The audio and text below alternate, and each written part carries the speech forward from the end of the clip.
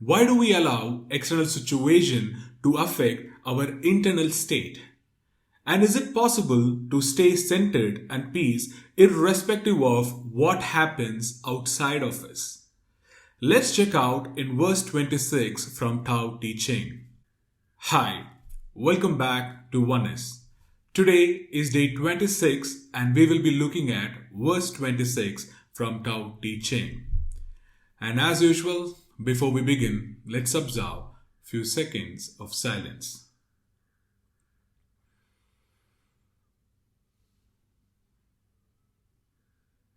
Thank you. So now let's look at verse 26 from Tao Te Ching. The heavy is the root of the light. The still is the master of unrest. Therefore, the wise traveling all day do not lose their sight of their baggage.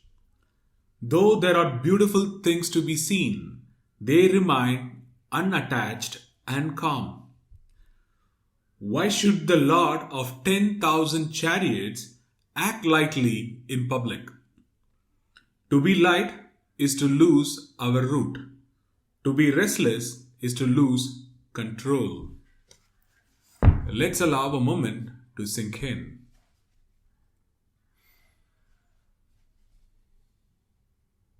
So the verse 26 from Tao Te Ching talks about how to be self-centered irrespective of the situation and people and factors outside of us.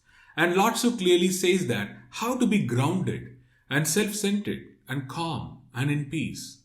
So that is what we are going to talk about in this verse 26. So now let's go line by line and try to understand what Laotzu means in each line. The heavy is the root of the light. The still is the master of unrest. So the key word here is heavy and light. What he means by heavy in my understanding is, if you take an example of a tree, the tree which is light, it is just give up to the wind. It automatically it flows with the wind.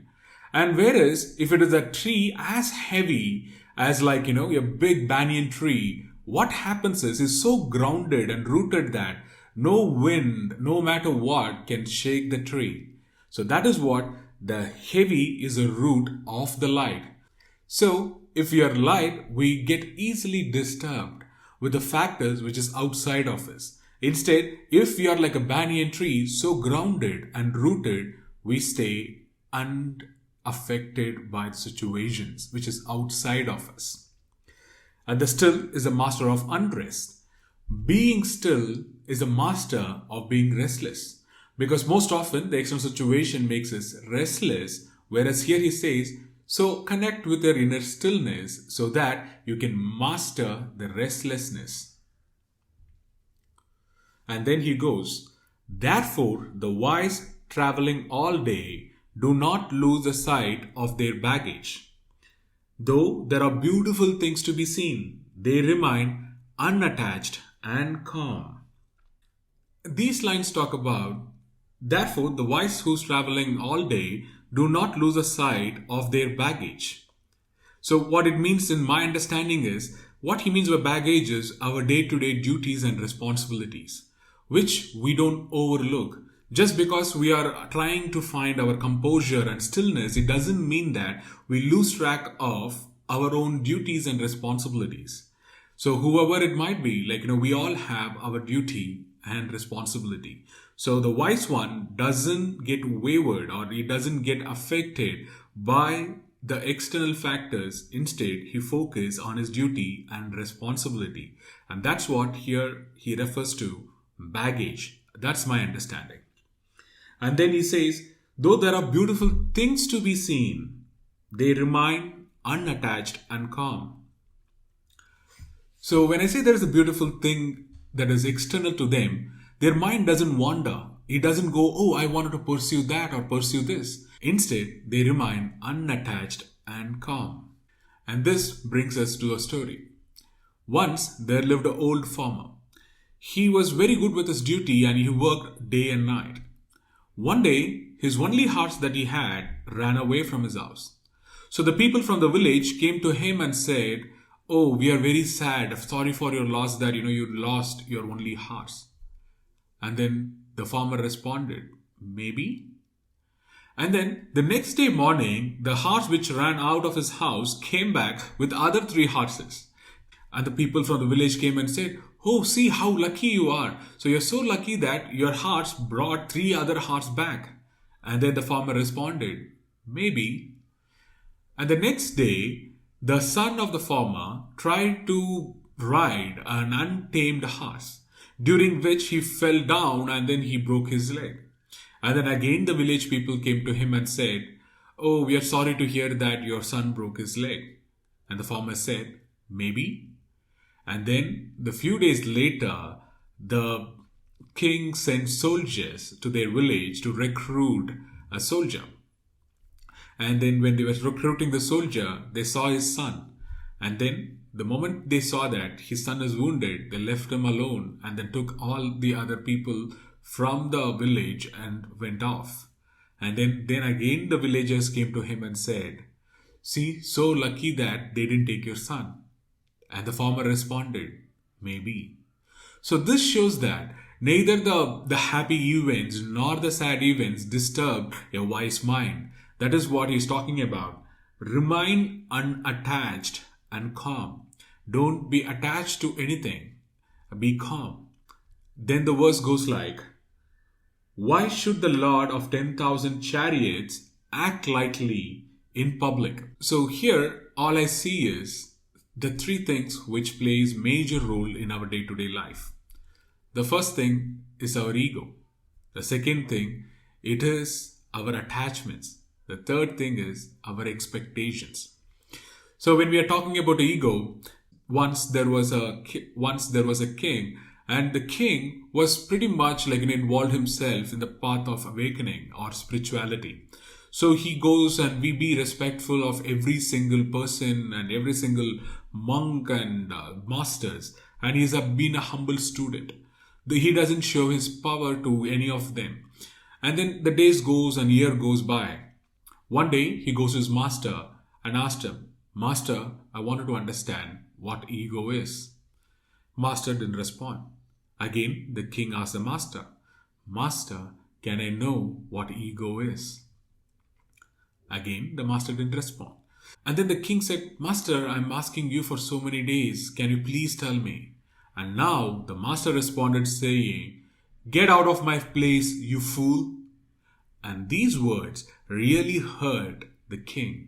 And that is when the king said, "Do you know to whom you are talking to? I am the king of this country, and you cannot talk to me like this." And then the master said, "And that is ego, my lord." So that is where the master points out to the king that though he acted humbly, but then the true self of inner self, the ego, still remained with the king. And that is what was causing all the challenges and problems. So with that, let's move on to the last two lines of Tao Te Ching. To be light is to lose our root. To be restless is to lose control. So, the moment we lose our root, then we are become so light. We go all the way. Our inner state gets disturbed. And that is why we should stop the blame game. If you're sad, you're responsible for it. If you're happy, you're responsible for it. If you're unhappy, you are responsible for it. If you're irritated or depressed, you are responsible for it. The first step is to take the responsibility. Whatever the situation may be which is happening externally, but our inner state, it is completely within our grasp and control. So the mind, what it goes through, it is completely based on what is happening outside. Then we are light and we are not rooted or grounded. And the moment we connect with our inner stillness, then we don't waver. Then we don't get restless. And that's what Laotzu means in this verse. So how do we stay self-centered without getting affected by the things happening outside? The first step is being aware of our state. Being aware, all I mean is, whatever the state or emotion that we experience, be aware of it. The second one is take responsibility. No one can affect our state of mind. It is only us. Whatever the things can be, like, the world can go chaos, mad, and anything that can happen outside. But our inner state, it is completely our responsibility to maintain. It is like our house. Nobody is going to come and clean our house. So it is us we have to do. Yes, we can get our maid. It is like going to a therapist or therapy or a counseling or getting some external help.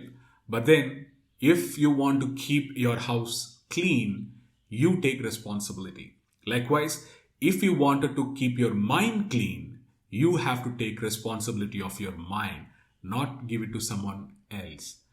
And finally, the choice that we make always within our grasp. So with that, we come to an end of verse 26 from Tao Te Ching. And one actionable thought for today is, here I'm going to talk about practicing a practice called Oponopono. So what is Oponopono? Oponopono is a technique and it is used to heal our own inner emotions. Because sometimes most of us what we carry, it is not what's happening right now, but something that happened long, long ago. So sometimes it can be an anger that we are holding. It can be a self-worthiness we are not able to accept. It is something that happened in the past which is affecting at the present moment. So the Oponopono is a simple 4-step process.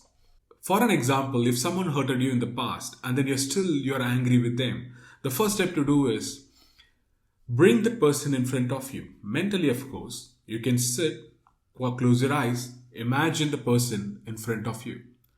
And then the first thing that you say is, I am sorry. And you may think that why I should ask sorry, it is he who did that to me. But then when you're talking about responsibility, that is why you have to understand that it needs two persons. And you are also played your part in that situation. Whatever the situation may be, still sometimes there was a role of yours as well. So you can ask them, there is a sorry. And the second one, you say that, please forgive me. Because by knowingly or unknowingly, consciously or unconsciously, I triggered you to show that to me, that anger to me. And that way, please forgive me if I have given any kind of a cue that affected you so that you behaved in the way that you behaved. Third, you say, I love you. I know it is kind of little too much, but then the I love you is, it's kind of seeing the true being, who he is or she is. The other person, whoever he or she is, you see their true self. Instead of what they did and what they're doing and how good, bad, as ugly as a person, the true self within every single human being is a place that is true, pure. And that is what you're saying, I love you too. And finally, say thank you and send them off.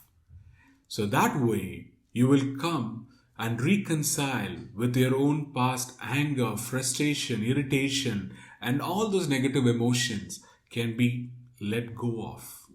And that way, it is a first step to find our self-centered peace within. So with that, let's conclude for today. Talk to you tomorrow. Thank you.